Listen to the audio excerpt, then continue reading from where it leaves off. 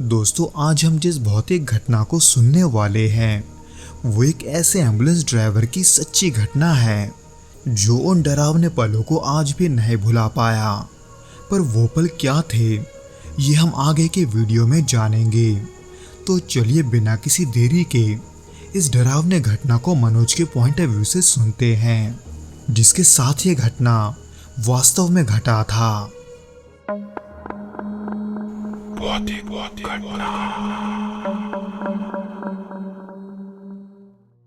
ये बात 2006 की है, जब मुझे एक लाश को उसे उसके परिवार तक ले जाना था, जो कि डोमपुर नाम के गांव के निवासी थे।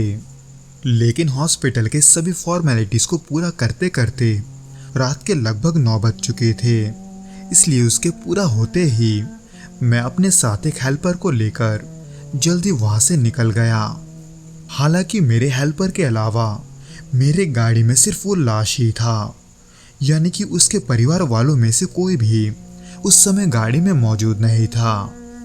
खैर, ऐसे ही चलते चलते रात के 2 बज चुके थे, जहां पर बाकी दिनों के तरह ही सब कुछ नॉर्मल चल रहा था। पर हाईवे का रास्ता खत्म होने के बाद जैसे ही मैं एक कच्चे सड़क पर उतरा, मैंने देखा कि वहां दूर दूर तक कोई नहीं है। वहां ना कोई घर था और ना ही कोई इंसान। दूर दूर तक बस सिर्फ खेत थे, जहां पर यूं ही 10-12 किलोमीटर तक चलने के बाद मुझे एक बूढ़ा आदमी अपने सामने दिखाई दिया, जिसके बाल भी सफेद थे और उसके सभी कपड़े भी। हालांकि उस सुनसान सड़क में उस बूढ़े आदमी को देखकर मैं शुरुआत में थोड़ा खुश था, क्योंकि रास्ते में अभी तक मैंने किसी को भी नहीं देखा था। जिसके बारे में सोचते हुए मैं आगे बढ़ ही रहा था कि तभी वो बूढ़ा आदमी अचानक से रास्ते के बीच आकर चलने लगा। पर अब जब मुझे भी देर हो रहा था, तो ऐसे में मैं उस बूढ़े आदमी को रास्ते से हटाने के लिए हॉर्न देना शुरू कर दिया, क्योंकि वो रास्ता इतना पतला था कि मैं चाहकर भी गाड़ी को साइड से नहीं निकाल सकता था। इसलिए मैं लगातार हॉर्न बजाने लगा, पर उसके बावजूद भी वो बूढ़ा आदमी रास्ते से किनारे नहीं हटा, बल्कि अचानक से वो बूढ़ा आदमी मेरी तरफ एक अजीब नजरों से देख रहा था। सच कहूं तो मैं अंदर से थोड़ा डर भी गया था। इसलिए मैंने जल्दी से हेल्पर को जगा दिया, जो कि मेरे तरह ही उस बूढ़े आदमी को देख पा रहा था। पर इतने रात गए वो बूढ़ा आदमी वहां पर क्या कर रहा है, ये हम दोनों समझ नहीं पा रहे थे, और ना ही ये समझ पा रहे थे कि वहां से निकलना कैसे है, क्योंकि उस बूढ़े आदमी को लगातार घूरता हुआ देखकर मैं ये समझ गया था कि कुछ तो गड़बड़ है। इसलिए डर के मारे मैंने उन सभी मंत्रों को पढ़ना शुरू कर दिया जो कि मैं जानता था। हालांकि मुझे तब ये नहीं पता था कि ये तरीका काम भी करेगा या नहीं। मैं बस डर के मारे उन मंत्रों को अपने मन में पढ़ रहा था, और फिर देखते ही देखते वो बूढ़ा आदमी रास्ते से होते हुए खेतों की ओर चला गया। पर इसमें चौंकाने वाली बात ये थी कि खेतों की तरफ जाते ही वो बूढ़ा आदमी न जाने कहाँ गायब हो गया था, जो कि अजीब इसलिए था क्योंकि वहां पर छुपने के लिए एक पेड़ तक नहीं था तो सिर्फ खुला मैदान। हालांकि तब मैंने उस पर उतना गौर नहीं किया था।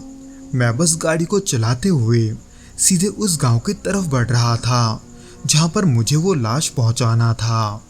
लेकिन यही कोई 10-12 किलोमीटर चलाने के बाद मुझे रास्ते में वो बूढ़ा आदमी फिर से दिखाई दिया, जिसे देखकर पहले तो मुझे अपने आंखों पर ही यकीन नहीं आया, क्योंकि मैं तकरीबन 40 की स्पीड से गाड़ी चला रहा था। तो ऐसे में वो बूढ़ा आदमी इतने जल्दी वहां कैसे पहुंचा, ये सब सवाल तब मेरे अंदर उछल रहे थे।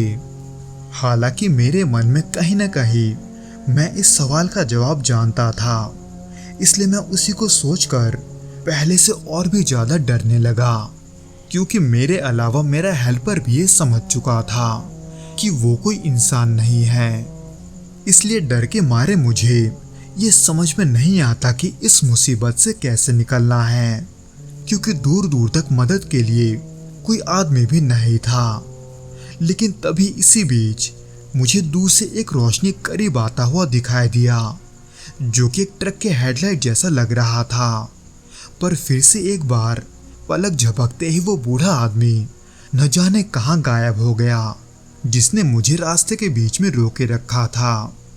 इसलिए मुझे रास्ते के बीच में खड़ा देखकर वो ट्रक वाला भी मेरे पास आकर खड़ा हो गया। जिसमें हैरानी की बात ये थी कि उसने मुझसे ये नहीं पूछा कि मैं वहां पर खड़ा क्यों हूँ, बल्कि वो मुझसे उस बूढ़े आदमी के बारे में ऐसे पूछने लगा जैसे उसे भी उसके बारे में पता हो। इसलिए हैरानी के नज़रों के साथ मैंने उससे ये पूछा कि उसे आखिर उस बूढ़े आदमी के बारे में कैसे पता है। वहां पर उस ट्रक वाले से बात करके मुझे ये पता चला कि वहां उसका आना जाना लगा रहता है, जिसके वजह से उसे उस बूढ़े आदमी के बारे में भी पता था, जिसे मैंने कुछ देर पहले देखा था, जो वहां के लोगों के मुताबिक तभी दिखाई देता है जब कोई मुर्दा उस रास्ते से गुजर रहा हो। पर क्यों, ये ना तो किसी को पता था और ना ही ये कि वो बूढ़ा आदमी एक आत्मा है या कुछ और। हालांकि उसके बाद वो बूढ़ा आदमी रास्ते में दोबारा नहीं दिखा, पर फिर भी वहां से जाते हुए, खास करके उस रास्ते से लौटते वक्त, मन में एक अजीब सा डर बना हुआ था कि कहीं वो बूढ़ा आदमी हमें फिर से ना मिल जाए। तो दोस्तों, ये तो थी वो घटना जो कि मनोज के साथ घटा था। उम्मीद करता हूँ कि आपको ये पसंद आया होगा, और अगर आया हो तो प्लीज़ इस वीडियो को लाइक करके इसे अपने दोस्तों के साथ शेयर ज़रूर करना। और उसके अलावा इस चैनल को सब्सक्राइब करके नोटिफिकेशन बेल को भी दबा देना, ताकि हमारे आने वाले वीडियोस आप तक जल्द से जल्द पहुंच सके।